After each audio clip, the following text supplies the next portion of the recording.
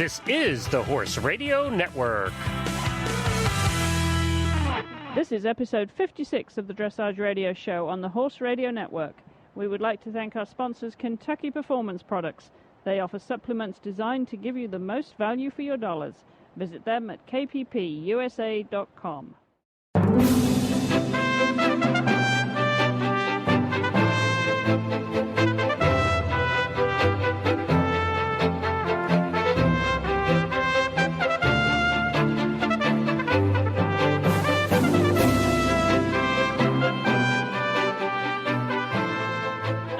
And for this week, it features our Young Rider segment with Jill Kemenosh from Haddonfield, New Jersey. I went on a beach ride with my whole family, and apparently I turned to my mom at the end of it and I said, I think this is something I should do every day for the rest of my life.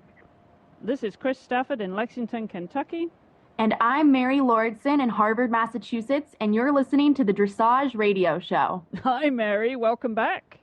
Yeah, thanks for having me again, Chris. Great to be here. Great to have you here. I just love to have this Young Rider segment, your input as a young rider, and you're bringing some really great people to the show. I really appreciate it, and that's because of the circles you move in, and you connect with all these young people out there.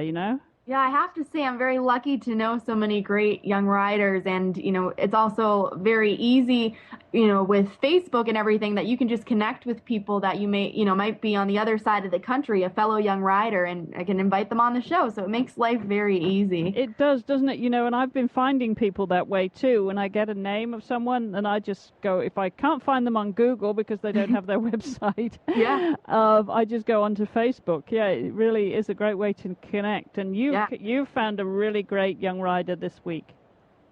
Yeah, this week we have Jillian Kemenosh, and this was actually the first time that I've spoken with her, and it was an absolute joy to have her on.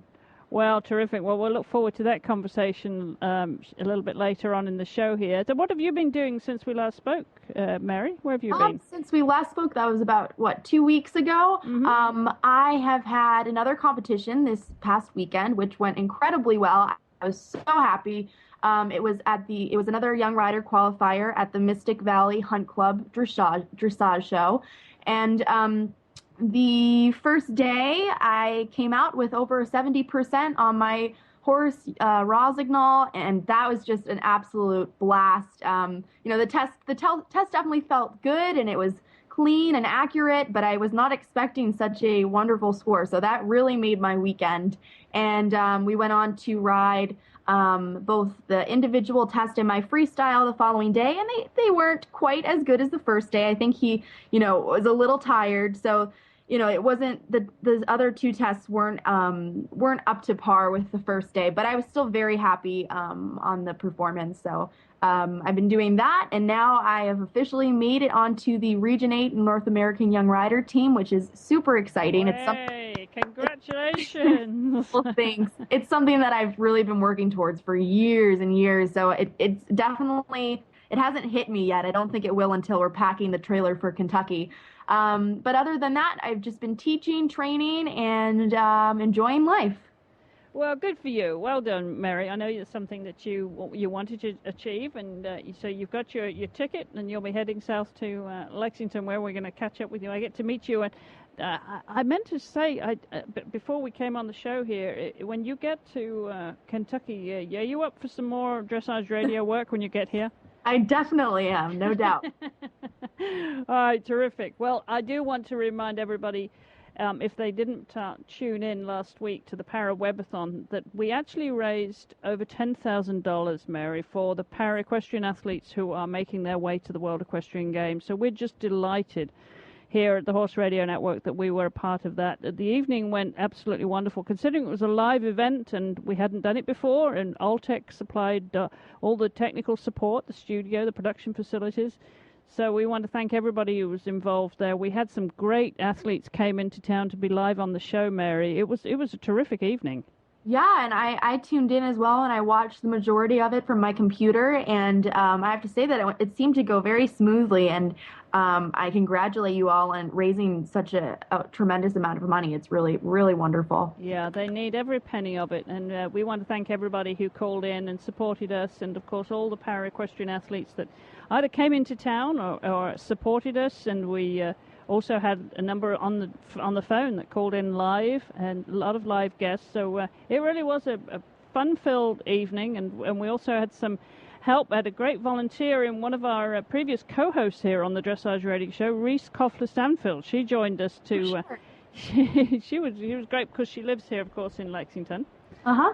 And she came along to help in getting our guests lined up, and she's always game for anything, Reese. So if you're listening, Reese, thanks again for jumping in and being such a great sport. So we had a terrific team, and it may be something we'll have to do again. Now we have a little bit of idea what we're doing now, and that we can raise that much money for a great cause. Yeah.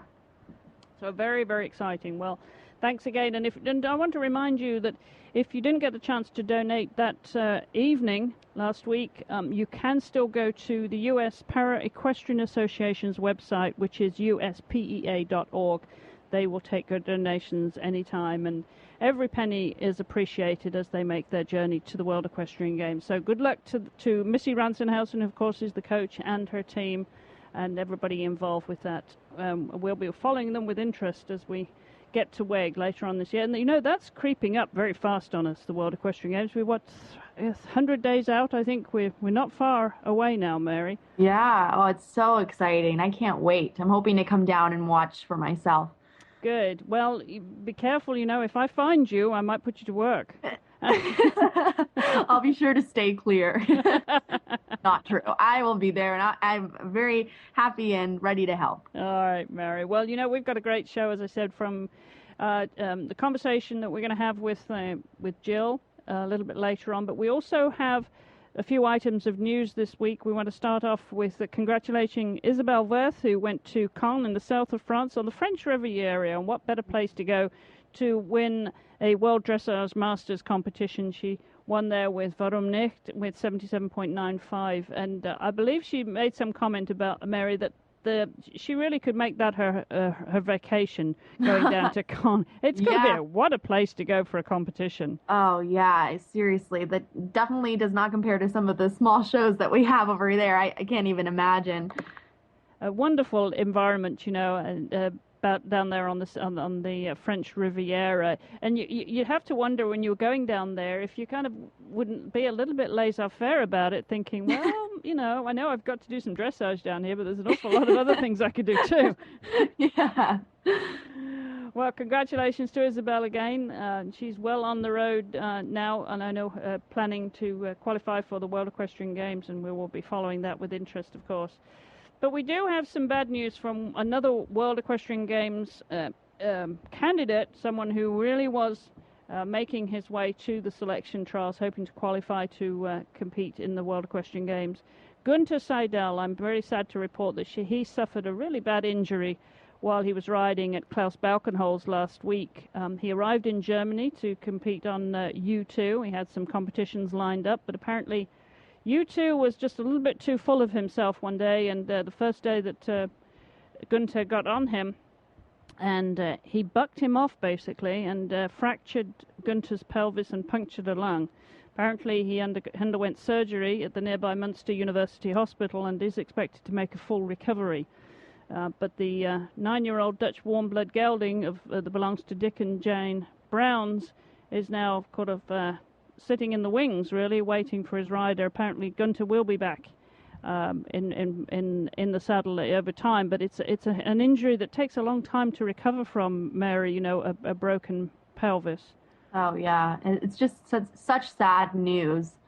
It really is, because Gunter, of course, is such an experienced member of our squad over here, and we only hoped that he would have made it all the way, brings such valuable experience. But we wish him the very best recovery, and we will follow that story. And when he gets back to California, and see if he feels like coming on the show and telling us, how he feels, and because he'd probably be twiddling his thumbs a little bit frustrated once he does have some mobility, because I think he's going to have to be patient and sit this one out. But we're pleased to say that he was wearing a helmet, and that he had those injuries, but he will be making a full recovery. And we have some other sad news from Europe. Brentano II, the legendary Hanoverian breeding stallion, he passed away on June the 9th following a severe colic attack. Of course, he was a foundation sire for the Hanoverian breed and sire of Debbie McDonald's famous partner, Brentina.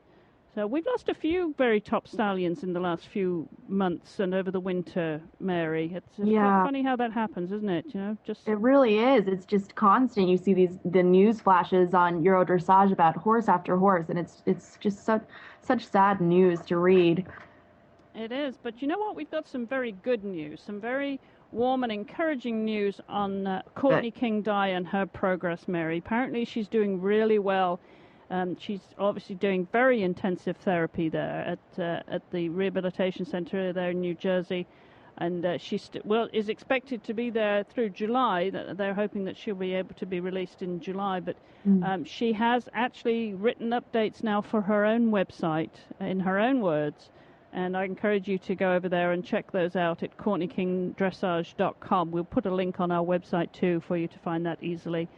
So the best of luck to Courtney. I mean, she's working so hard, Mary, to get back on the road. Literally, she's able to walk. I think there's still some impairment on the right side. She's not. But it's made tremendous progress. It's not back to where she wants it to be yet, but tremendous progress in her speech and I know she had a few friends visiting her the other day. I believe Debbie McDonald paid a visit when she was up in Gladstone.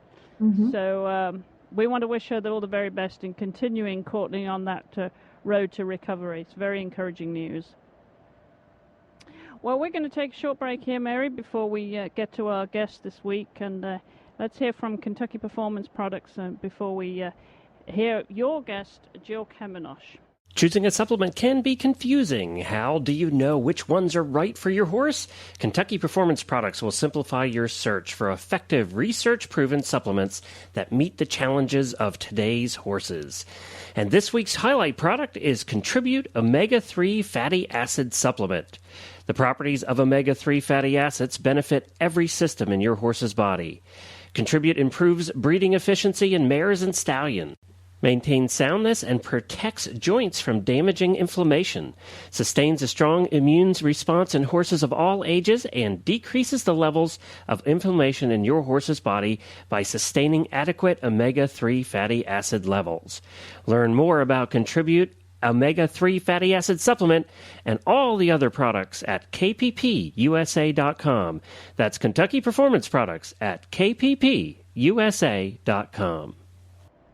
Well, thanks again to Karen Isberg and her team over there at Kentucky Performance Products and for supporting the Dressage Radio Show.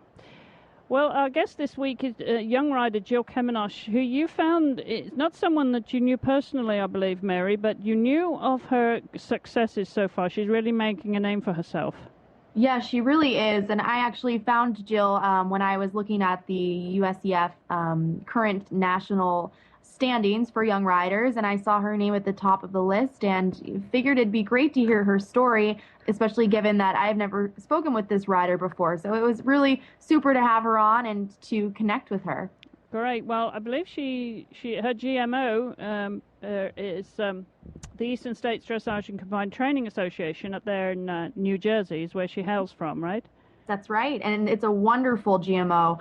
Actually, they were a big part of the Allentown CDI that was held over in Allentown, New Jersey, just a couple weeks ago. And the people from that GMO were really super and just did such a great job working on the showgrounds. We should remind everybody that the GMO is the group membership organization of the U.S. Dressage Federation, and you can join your local GMO. They're all over the country, all over the regions.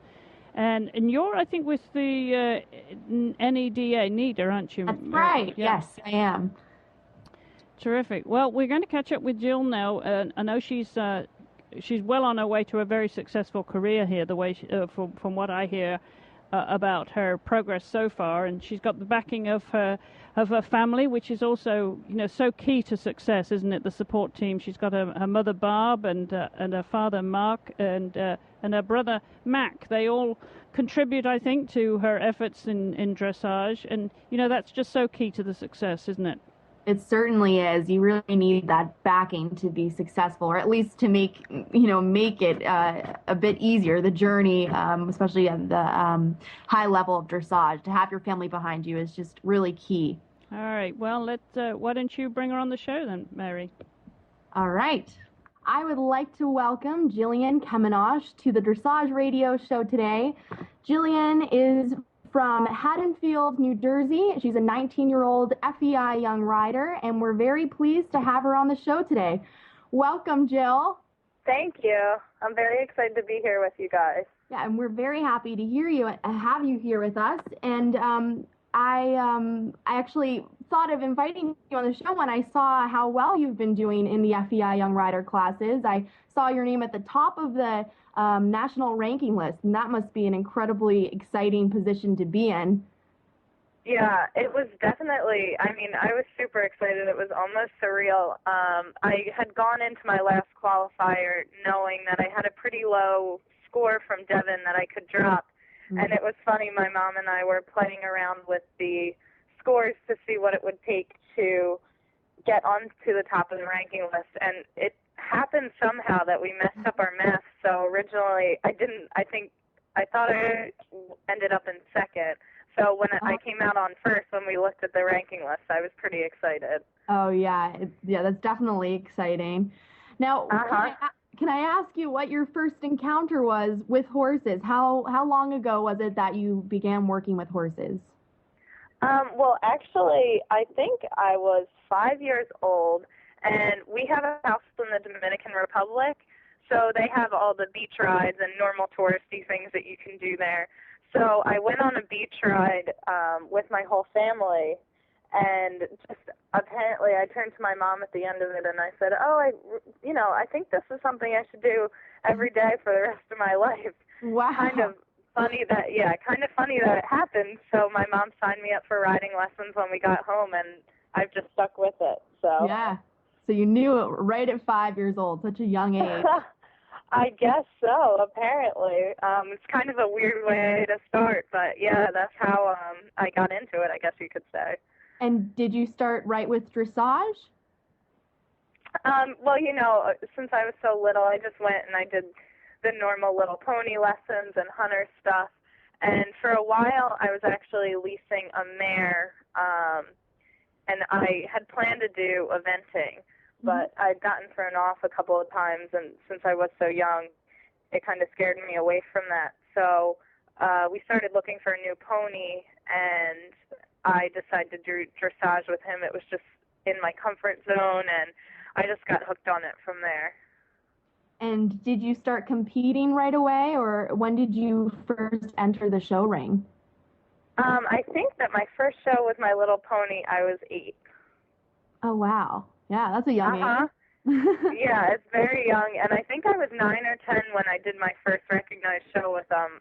So it was pretty funny. I would be there warming up for, New Jersey. The training level classes have tons and tons of people, and I'd be in there, little girl with my little pony. So it was definitely a good experience, but yeah. I got started with it and started to get used to it pretty early.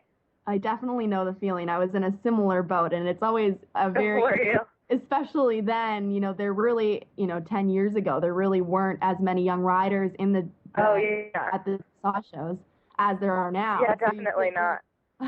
A little fish in a big pond. Exactly, yeah. So can you tell us about the horses that you have now and perhaps the level or levels that you're competing at?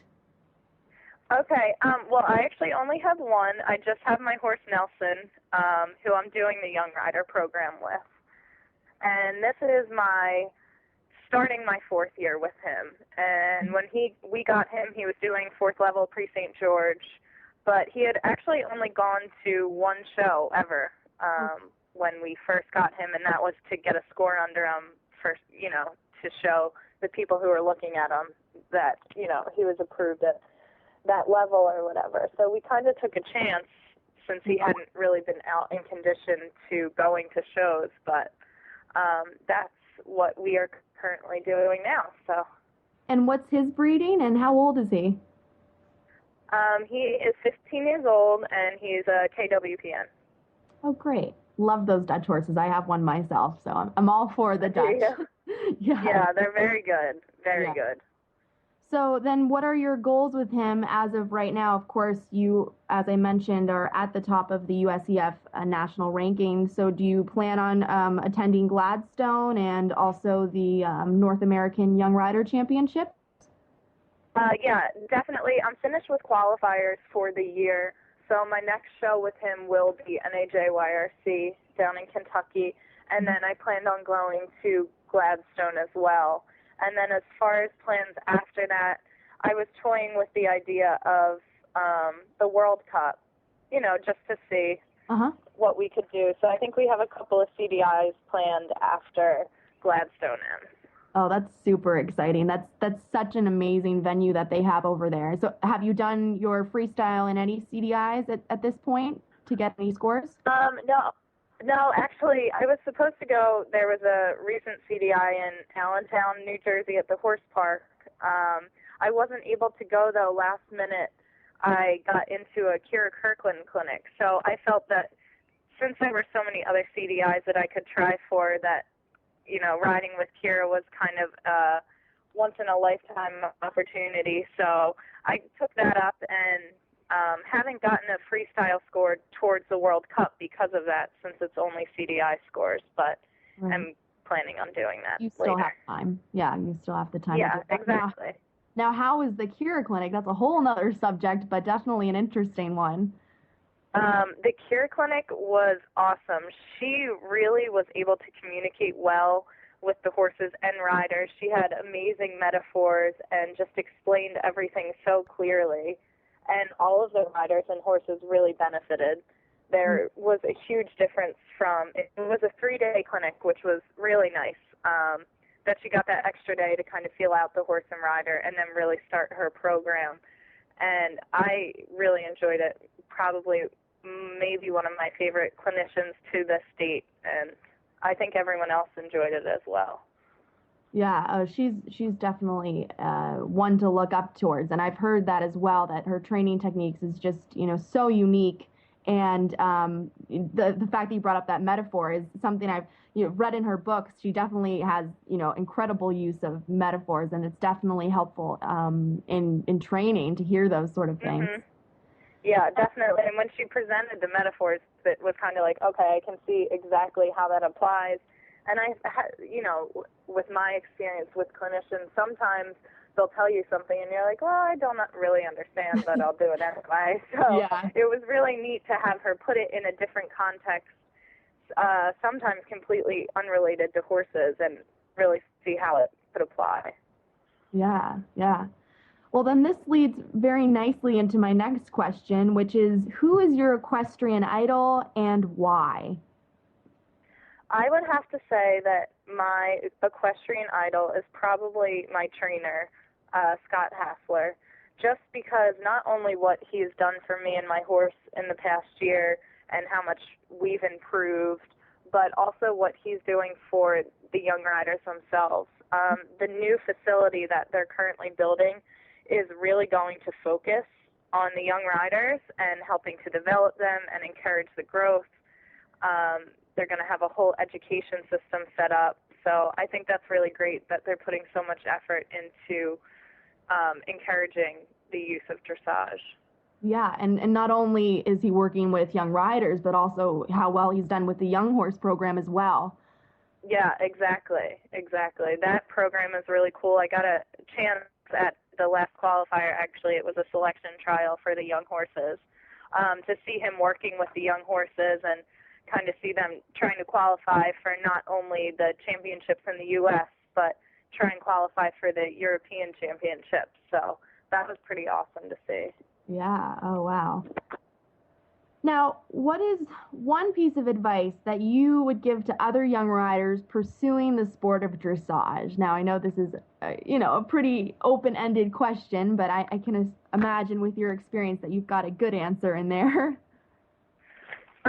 You know what? I would have to say that I know some people are offered more opportunities than others, and I would really have, if you work hard, I think that you'll be able to reach your goals, because I know that I wasn't given some of the opportunities that many other young riders were, and I think I'm doing okay. So at times I know it seems super frustrating because I've been there too, but really I just think if you keep working hard, you can meet your goals.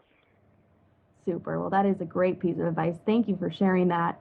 Now, we can step away from dressage because I know that you're not just a dressage robot over there. And it'd be fun to know, what is your favorite type of music, perhaps, your favorite artist, your most played list on your iPod? Honestly, I listen to everything from country to what's on the radio to rap to reggae. So I just leave my iPod on shuffle, and whatever comes on I like. But I'm pretty have a wide range of genres that I like to listen to. And do you happen to tie any of those genres into the freestyle that you're riding? Actually, it's funny that you say that. I just got some new freestyle music today. I had previously done it to the Newsy soundtrack. It was an older Disney Broadway movie. Mm-hmm. And my freestyle artist and I decided that maybe if I was going to be writing it for all these CDIs and stuff, I've had the same music just revamped since juniors. Yes. So she gave me some new ones. I kind of leave the music portion to her because, like I said, I'm not really too picky with genres, and I just want something that'll go best with him. Yeah, sure. How about interests outside of horses? And you're also in college at the moment, and I can imagine that you're busy there. You're attending the University of Delaware, is that right? Yes, that's correct. And do you participate in any sports or clubs at school? I'm actually a member of the Alpha Psi fraternity there. Oh, great. So I rushed this spring semester. Mm-hmm. And I'm just loving it, and it's really been a good way to meet other people because I come from such a small town, and that's such a huge school that it was really nice to kind of get a smaller group of people that had the same interests as me. And it really changed my school experience drastically. Mm. And while you're in school, what are you studying? Right now, I'm a communications interest major. At University of Delaware, you have to get into the actual communications major itself. So you have to take 4 courses. So I won't know until the end of sophomore year whether I got into it or not. They take the top 100 students. Wow. So right now, yeah, it's pretty intense. Right now, it looks like I'll be okay to get into the major. I'm doing pretty well, but I'll just have to wait and see. Hmm. And as far as career plans, are horses in the picture, or communications, or both? I would really like to say both. I'm not sure what I would do. Obviously, my dream job is to work for a fashion magazine, or be one of the interviewers on Extra or something like that. But I also would, love to go to the Olympics. I mean, who wouldn't? So it's kind of a hard thing to decide which one I want more. I guess I'll just see, where life takes me. Yeah. Well, Jill, it was great having you on the show. Thank you so much for joining us. Yeah, no problem. Thank you so much for having me. I really enjoyed it. Well, that was a great conversation there, Mary. You're becoming quite the professional at this interviewing. Well, like you said, practice makes perfect, and I'm definitely feeling more and more comfortable with each interview that I do, and it's really a blast to do it as well. You're doing a great job and really having some wonderful, wonderful guests, and I look forward to meeting Jill when she comes down for the North America Junior Young Rider Championships, which take place at the end of August, isn't it, in the horse park in Kentucky Horse Park? It's actually the first week of August. Oh, is it? The Okay. last week of July and the first week of August. I should remember that because it's closer to my birthday. So, it usually runs over my birthday, so I should have remembered that. Busy summer here in the Kentucky Horse Park, when I look forward to meeting Jill and meeting you, of course, now that I know you're coming. We'll have to celebrate your birthday, the three of us. It'll be great. You bet. I'm going to hold you to that. All right, well, we're going to take a short break here to hear from Glenn, and when we come back, Mary's going to share with you her tip of the week.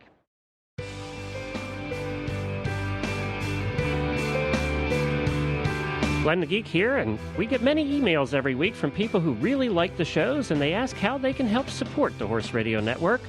Well, you already do that by listening to the shows and by buying from all of our fantastic sponsors. And now you can add to that by supporting us directly and very easily. The next time you need something from Amazon, just go to any of our websites and click on the Amazon banner in the middle of the page. Then go on and buy your Amazon items. It won't cost you a penny more, just an extra click. But Amazon gives us a little bit back just because you clicked on the banner. Tell your family and friends to do the same thing. Every little bit helps us to keep giving you the quality equestrian programming that you have come to love. Thanks for listening.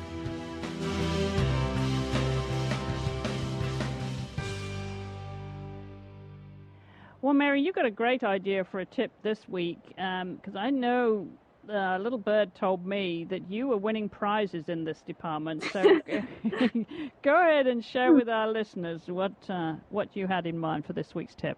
Okay, well, the tip of the week from me is what to wear and how to prepare for the CDI jog.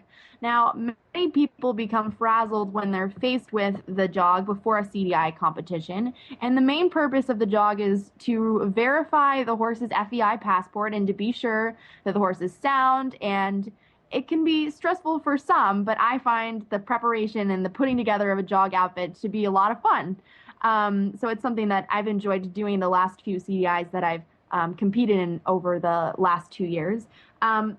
So I think probably the most important part to having a successful jog is to have the appropriate footwear. Of course, sneakers are easy to run in, and sometimes, well, I think, this is my personal opinion, that sometimes they make for a bulky and unfashionable look for your jog outfit. So for women, I find that well-fitted flats are a great choice and look good with any outfit.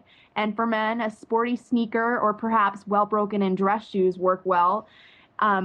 Ultimately, of course, the shoe you wear is the most important part to your jog outfit so that you can run well and be comfortable while doing so. I know I have a pair of flats that look very nice with my outfit and are pretty easy to run in, but I have ended my jog, and it only lasts a few minutes, with some bloodied blisters. So that's one thing you probably should avoid doing. But what can I say? Sometimes fashion comes first for me. So then moving on, for pants, anything other than jeans that are well fitted and that will not compromise your running will do.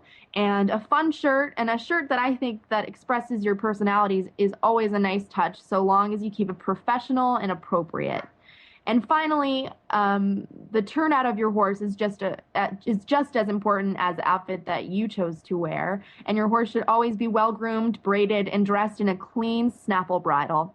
And also, it's important to wear gloves so that you can keep a good grip on the reins. And I think that, again, this is my personal opinion, that white gloves always add for a nice touch to your outfit.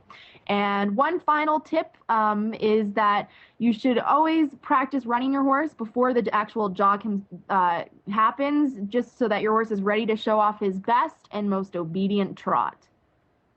Well, that's a great tip, but I have a question for you. You said pants, or as we call, as Brits call, trousers, Mary. Yes. For the girls.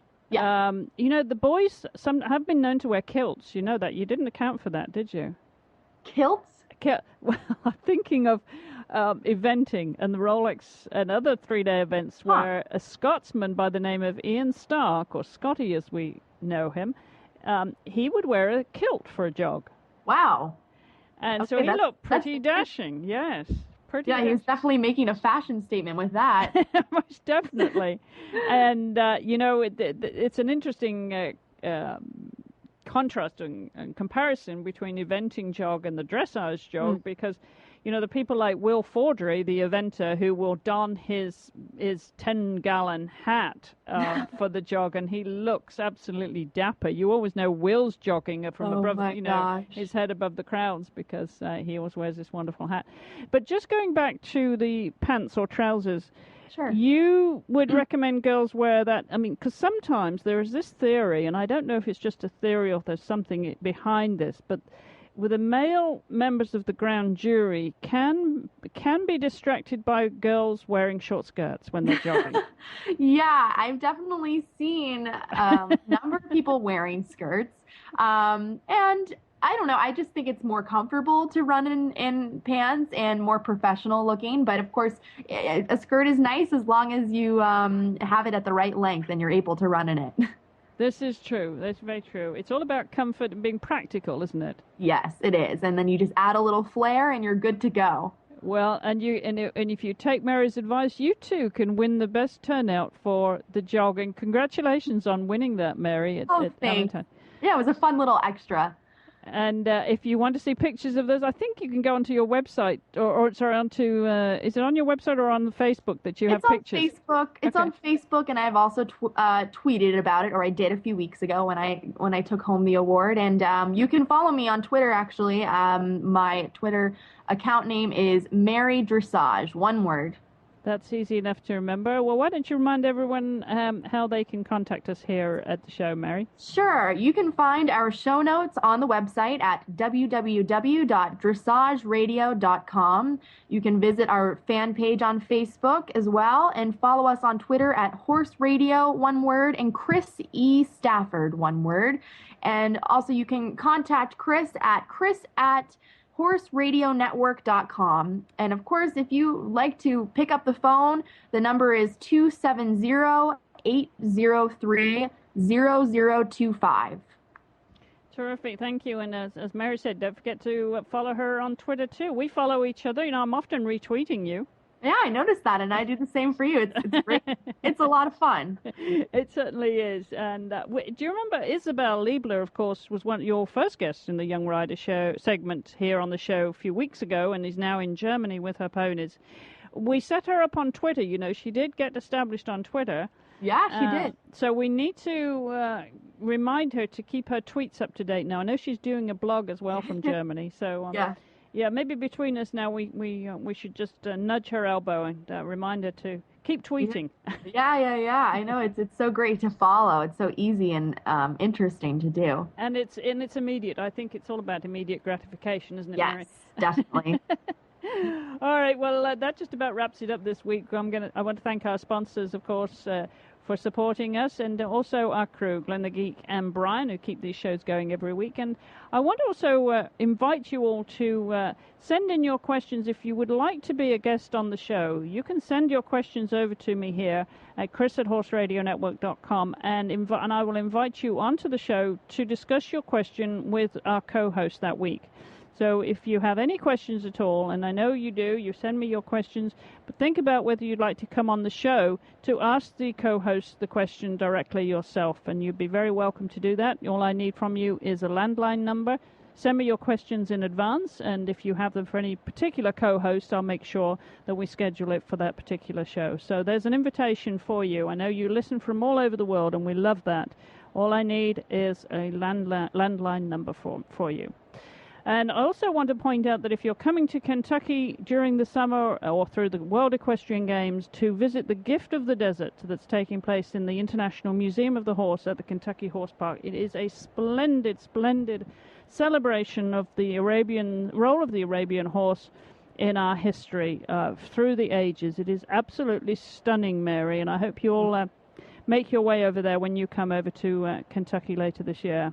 Yeah, there certainly are not enough horse museums, but it sounds that there's plenty down there in Lexington, Kentucky, so I'll be sure to check them out when I'm in the area. That's right, and they've just opened the new wing to the museum as well, but this Gift of the Desert exhibition, which is in the downstairs area of the International Museum, is just stunning. It is, and it's very educational as well, so I encourage you all to take a look at that. There is art and artifacts from, I think, 30 museums and collectors around the world. It's absolutely stunning. It's been funded by the Saudi Arabian Equestrian Federation, so it is splendid in every sense of the word.